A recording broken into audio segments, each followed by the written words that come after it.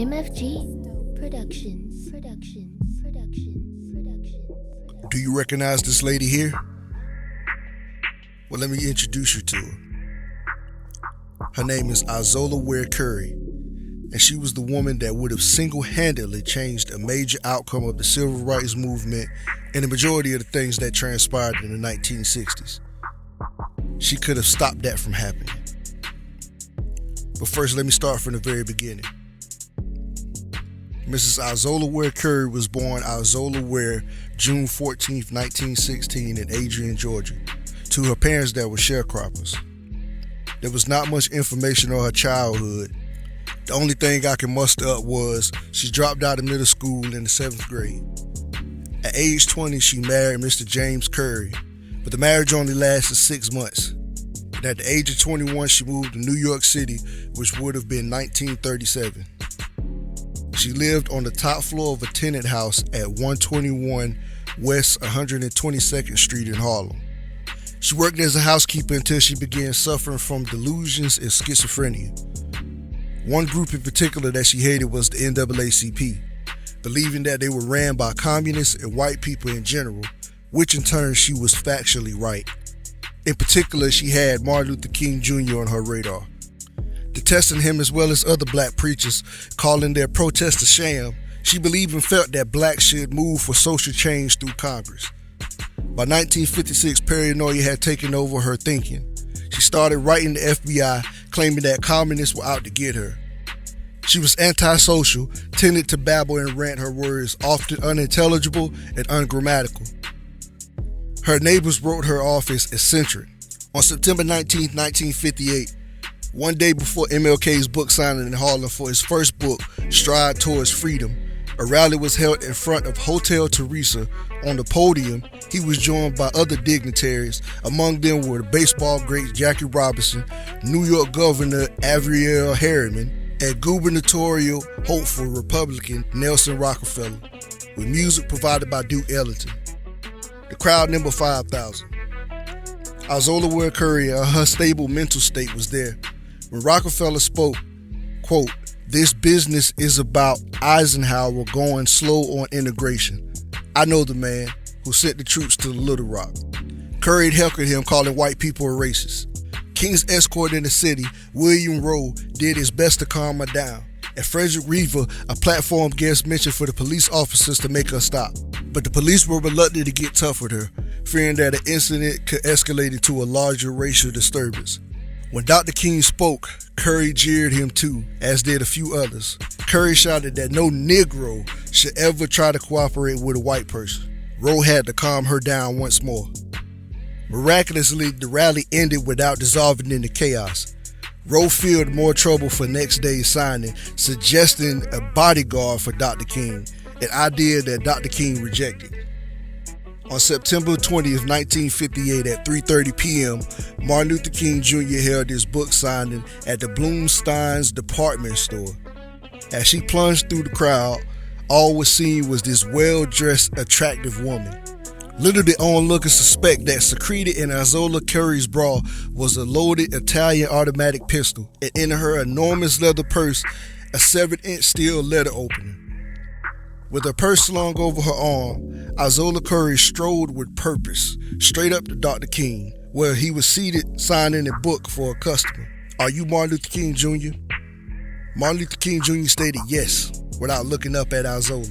She reached in her purse and withdrew the letter opener in an arc. Instinctively, Dr. King yanked his left arm up and blocked the weapon, cutting his left hand as she plunged the blade into his chest. A bystander knocked Curry's hand away from the blade before she could withdraw it and stabbed Dr. King again.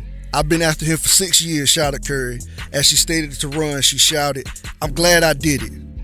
She wanted to kill King. She said because she believed he was a communist and had been spying on her. Groups of women chased her with umbrellas, shouting, "Catch her." A journalist jumped out and grabbed Curry by the left arm and turned her over to the security guard who handcuffed her. Curry was also carrying a loaded pistol inside of her bra.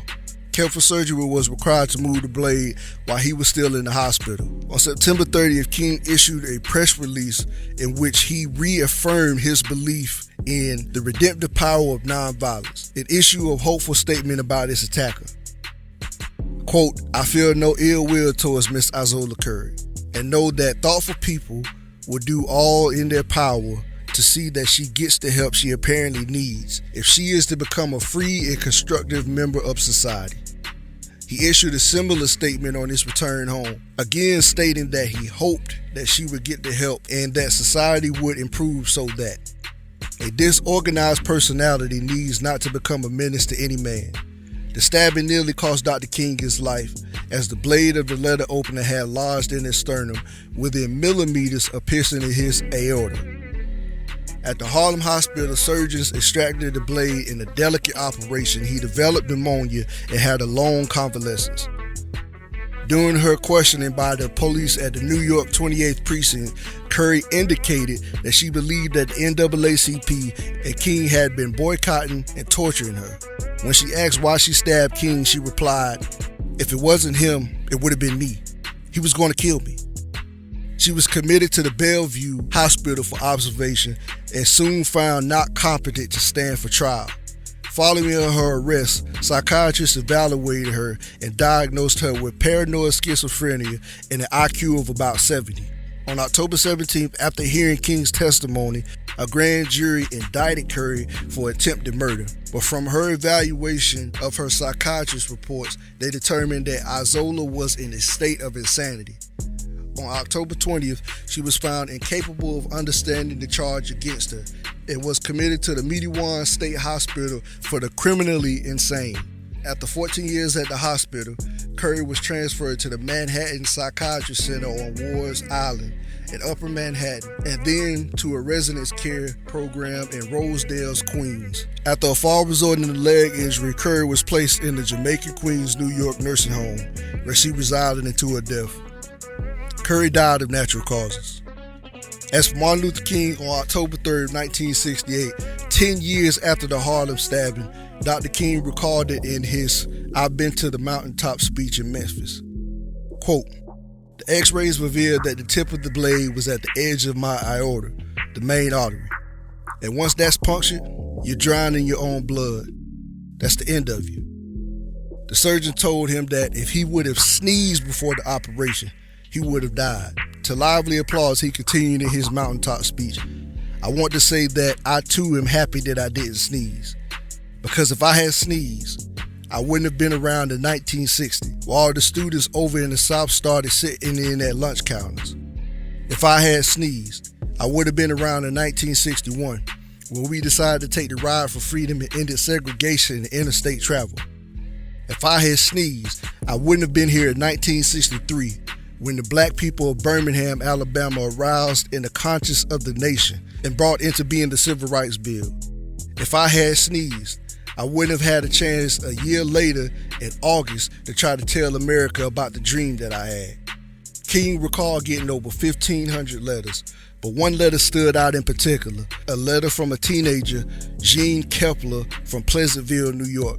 And the letter read, Dr. King, I'm a 9th grade student at the White Plains Hills High School, and while it shouldn't matter, I like to mention that I'm a white girl. I read in one of your papers of your misfortune and your suffering, and it read that if you would have sneezed, you would have died. And I'm simply writing you to say that I'm so happy that you didn't sneeze. In less than 24 hours on April 4th, 1968, Martin Luther King was killed at the Lorraine Motel in Memphis, Tennessee. Don't forget to like and subscribe.